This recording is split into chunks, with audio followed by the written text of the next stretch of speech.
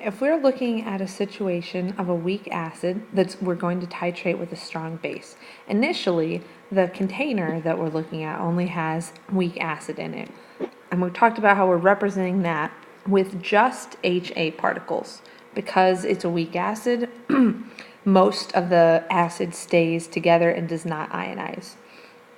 It tells us the HA, though, is going to ionize a little bit with water. And so if we wanted to figure out the pH, this actually is a problem like what we've done last chapter.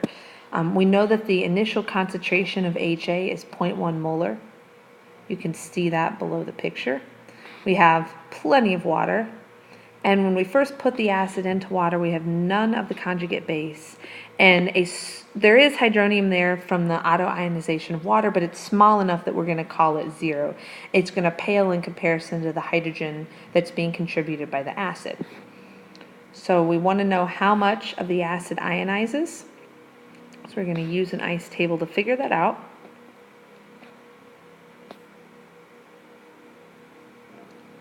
So the Ka expression is equal to the concentration of the conjugate base times the concentration of the hydronium over the concentration of the weak acid. And I'm going to say that this is an acid with a Ka value of 1 times 10 to the negative 5th. The concentration of A minus and H3O plus according to our ice table are x and x, so x times x is x squared. And on the bottom we have 0.1 minus x. So if we solve for x, you should all be comfortable with doing that right now. I got x equals 0.001 molar. And if we wanted to figure out the pH of this solution at the beginning, the pH would be the negative log of 0.001 molar. So the pH of this weak acid would be 3. Notice the initial pH isn't going to be as low as it was in our strong example because this isn't a strong base. Only some of the acid is going to ionize. Also, while we're looking at the initial acid, I'm going to figure out how many moles of HA particles that we have. So just going back to what we're given here, that we have 10 milliliters of a 0.1 molar solution. We have 0.10 molar HA, and we have 10 milliliters of that, or 0.010 liters. So there are a total of 0.001 moles of HA. And picture, just to help us follow along with the picture, since over here in the picture there are a total of 10 HA particles, we're going to say that each particle in the picture is a stand-in for 1/10 of the number of moles. So each particle is 0.0001 moles. So we figured out that our initial pH is going to be 3, and we figured out that each particle in the picture represents 0.0001 moles of whatever chemical it is that we're going to look at. So next we're going to add 0.0004 moles of a strong base, which will represent as OH because it will dissociate completely. When we add some base, the first thing that's going to happen is that we're going to have 4 milliliters worth and 0.0001 moles for each particle. We've got some OH, and eventually those OH are going to react with some of the acid to create HA or A minus and water molecules. So you'll see in the second picture we have some A minus that has now lost its hydrogen, and we've also created 4 water molecules where those H's have transferred to the OH's that were added. So we want to figure out what the pH of this solution is after that 4 milliliters of base have been added. The first step is to figure out the moles of acid that we started with and the moles of base that have been added. I kind of gave you that in this problem, but if you were given the molarity of the base and you were given the volume of the base, you could use molarity to calculate the number of moles. So if you're following along with the flow chart, Again, you would figure out the moles of both the weak acid and the strong base. And if you weren't given them like we kind of were from the pictures here, then you could use molarity to figure that out. The second step is to deal with the one-way reaction, the neutralization reaction that's going to happen between the acid and the base. So HA, the weak acid, is going to react with hydroxide. It's going to be essentially a one-way reaction. That's because we're creating water, and when you create water, the Ka is so big that it essentially goes to completion. So we're going to have water created, and we're also going to see that A- appear. We're doing a BCA table because this is a reaction that essentially goes to completion. We have 0.001 moles of HA. We have 0.0004 moles of OH. And again, the units on both those are moles. There is water to begin with, but we're not really worried about water. There's going to be lots of water coming in, going, but it doesn't affect the pH. We don't have any appreciable amount of A- at the beginning of this. So we're going to subtract 0.004 from the change line. Because if we compare the amount of HA and the amount of hydroxide, hydroxide is currently our limiting reactant. It's the one that we have less of. So for HA, we have leftover HA006, and we have neutralized all the hydroxide that was put in. We've really just described what's happening in our second picture here. We still have leftover HA. There's no hydroxide left. We've created water, and we've created 4 A-minuses. But it's going to take a step further to figure out the pH.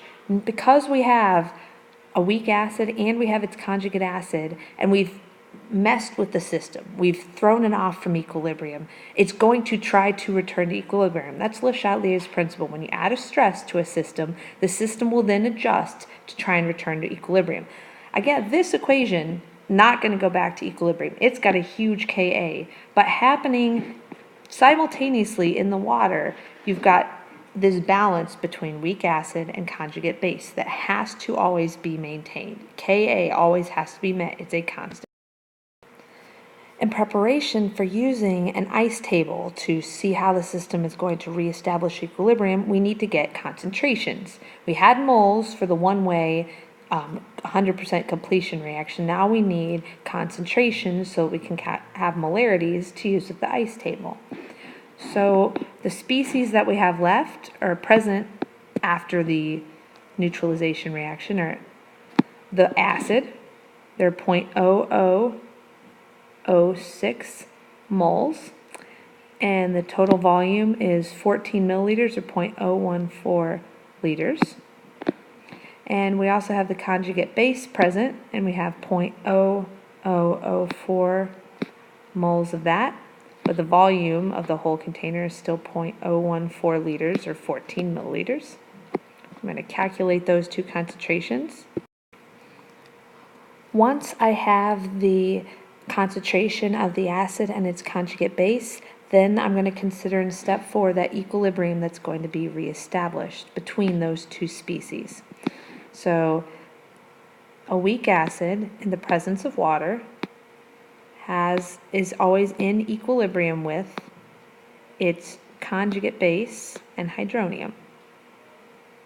So this is equilibrium. We're going to use an ice table.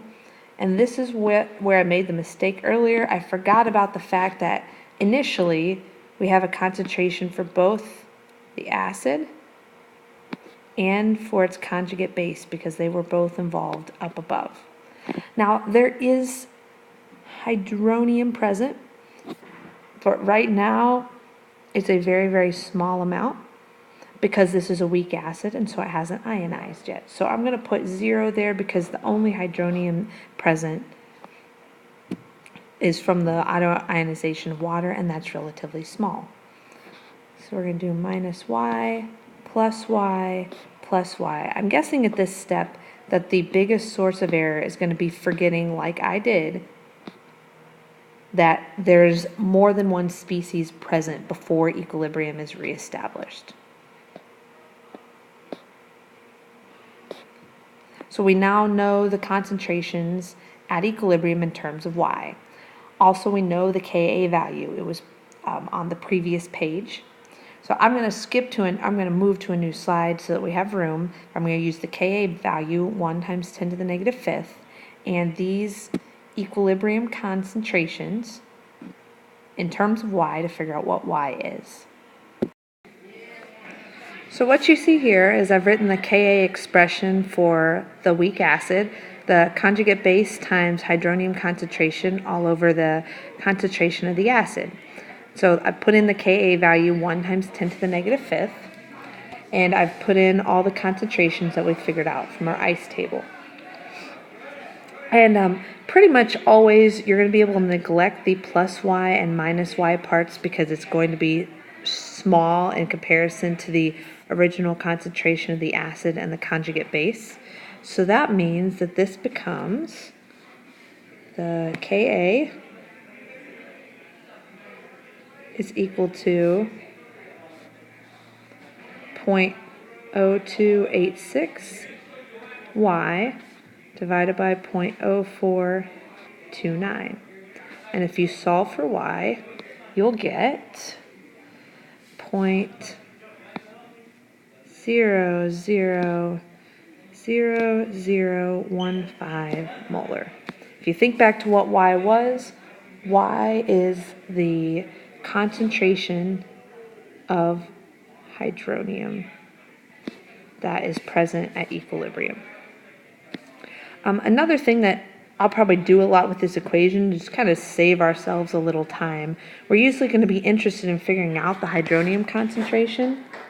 So if you just go back to the original Ka expression and rearrange it to solve for the hydronium concentration, the hydronium concentration is going to be related to the equilibrium constant times the ratio of HA to A minus. I'll probably refer to this as the buffer equation because it'll be really useful when we start talking about buffers. But it's also nice to know it just came from the Ka expression, which is products over reactants from the weak acid equilibrium. So what we've been trying to figure out all along with all this calculation is what is the pH of the solution after we've added a little bit of strong base to the weak acid. Now that we know the hydronium concentration, we can figure out the pH, finally, by taking negative log of 0.00015, and the pH is 4.82. That's what we've been after all along, the pH